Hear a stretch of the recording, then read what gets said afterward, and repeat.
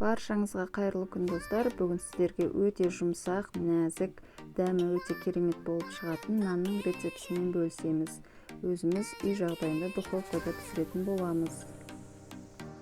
Бізге керегі жылы сүт пен суды араластырып аламыз. Оның керек дрожжи керек және сұйық май, тұз керек болады.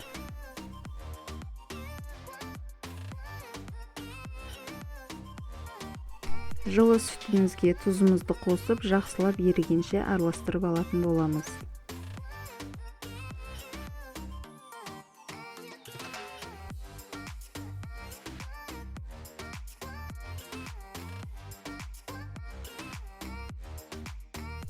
Ұнымыздың ортасын ашамыз, дрожжымызды сеуіп, сұйық майымызды құямыз да, жылы суымызды құйып, жақсылап қамыр илейтін боламыз.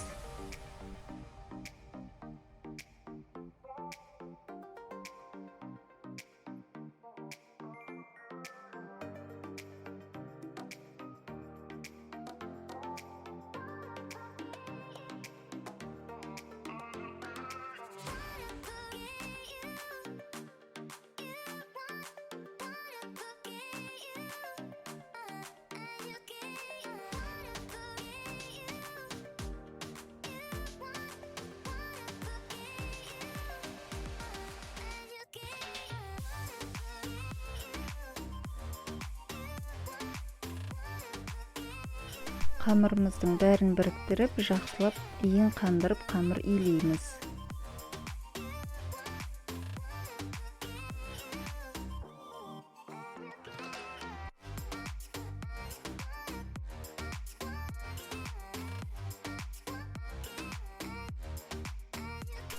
Қолымызға кішкене сұйық майды жағып аламыз да, қамырымыздың иін қандырып, жақсылап бетін жауып, жылы жерге орап қоямыз. 2 сағат тұру керек. Міне біздің қамырымыз ашыды, өте жақсы болып көтерілген. Енді осыны бөліктерге бөлеміз.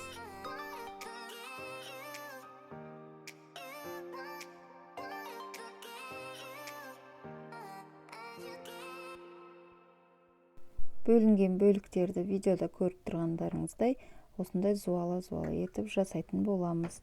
Менде 16 үштік шықты. Сіздер өздеріңіз үйде қанша адамсыздар, соған байланысты қамыр ашытуға болады.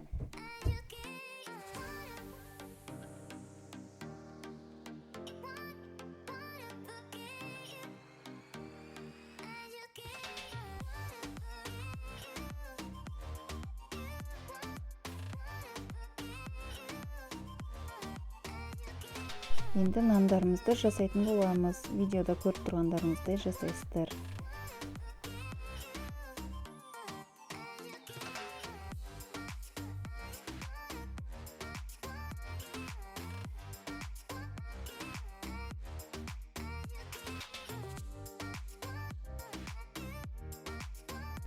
Міне бізде осындай әдемі болып нандарымыз шығады. Осы нандарымызды майланған противенге салып, бетін шанышқымен басып шығамыз. Және жұмыртқаның сарысын жағып, бетіне күнжіт сеуіп, қызып тұрған пеште 180 градуста 25 минут пісіріп аламыз.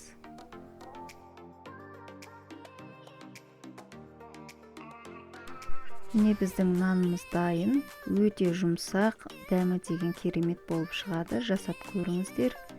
Менің арнама тіркеліп, пікір қалдырып кетіңіздер. Менімен бірге болғандарыңызға рахмет. Ас болсын.